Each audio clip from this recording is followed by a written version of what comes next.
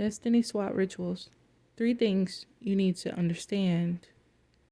The first one is destiny swap rituals can happen to anybody. It is based off of jealousy, envy, and a desire to have someone else's reality. There are people who can have similar goals, interests, beauty, and success as you, but most of the time you will become a target of destiny swap rituals because that person wants your life because they see what you have. The first thing you need to understand is when someone does a destiny swap ritual, whatever they receive from that destiny swap ritual will be temporary and will eventually break down. So if you were supposed to get a car and that person winds up getting your car, they will get into a car accident and they will have monumentous mechanical bills. If you were supposed to have a certain job or career, if that person winds up getting that job or that career, they will eventually hate it and not even desire to do the thing that they originally thought they wanted. If you were supposed to get into a relationship, that person might get into the relationship or manifest the relationship you were supposed to have, only to realize it's tumultuous, it's toxic, and it doesn't bring them joy. God may allow people to destiny swap with you so that he can prepare you for the blessings that you're actually supposed to receive. You don't have to worry about anything someone takes from you, whether it's a blessing or something else, because just like Job, that stuff will be restored 3 times as much. The second thing you need to know about destiny swaps is that no harm can really come against you.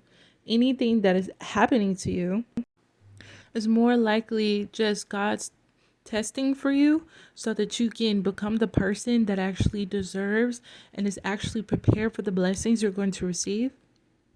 This is also God's way of allowing you to get blessings so that they don't just get taken by more karmic consequences or people coming into your life who want to do these things to you again. Anything that is happening to you in the physical and in the spirit, a lot of times it's also just illusions. Say, for instance, you're working out, you're eating healthy, but for some reason you can't lose weight. If it's not rooted in reality, it is an illusion. And once that illusion breaks down, the spell or whatever, it will no longer hold and things will go back to what they're supposed to be. Illusions often are casted to make things appear as they are not. And in order to keep those illusions consistent, the veil will get thinner and thinner and thinner. And the demonic spirits that are often used in order to keep these spells going will be able to cross over into our physical reality and do these things more often and more viciously. The consequences of using demonic spirits and a lot of witchcraft in order to harm people is usually death if a person takes it far enough. After a certain point, the veil gets so thin that it cannot hold between reality and the spirit realm, and the demons come to collect, meaning they take that person's soul, aka their life. Once this happens, any and all illusions that have been casted, they will go back to normal. The third thing you need to know about destiny swaps is you aren't really swapping destinies with someone. What they're effectively doing is swapping your energy, your manifestation energy, your vibration energy, your solar plexus energy, so that anything that you would vibrate to you, because this world is a vibration, your vibration. So anything that you would have called in due to your karma, anything that you would have received due to your divine destiny, that's what they're trying to reroute and direct to themselves. But if a person hasn't actually lived your life, meaning they haven't done the things that you have done in order to get that karma, they haven't been born with your divine destiny, anything that they get will be a result of their own karma. So the effect of what they receive will be based off of their own karmic imprint and their own vibration.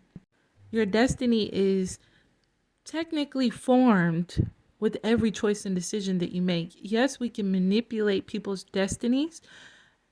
And yes, you can manipulate your own destiny by making choices that are not of your highest good.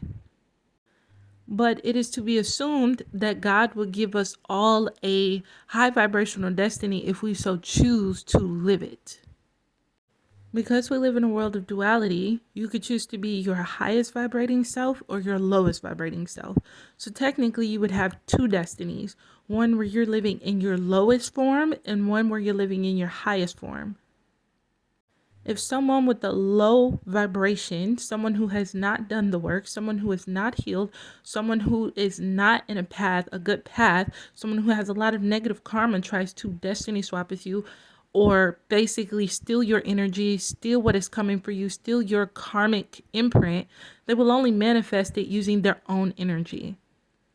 This is often why these things fail. That, and it is literally basically karmic to try to take someone else's destiny instead of building yourself to step into your own high vibrational karmic destiny.